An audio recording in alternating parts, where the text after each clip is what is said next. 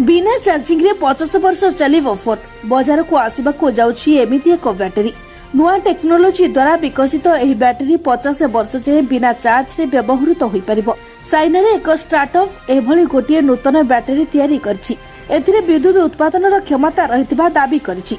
एहा बेजिंग भित्तिक बेटा वोल्ट द्वारा विकसित परमाणु बैटरी। एही बैटरी मुद्रा ठारू मध्य छोट। एहाकू फोन एवं ड्रोन परि व्यावसायिक क्षेत्र में व्यवहार करा जाय परिबो। यह व्यतीत एही नूतन बैटरी को नहीं कंपनी आहरी अनेक तथ्य उपस्थापन करिछि। एही नूतन बैटरी एक पतला स्तर सदृश 3 वोल्ट रे 100 माइक्रो वाट शक्ति उत्पादन करने क्षमता रखिछि।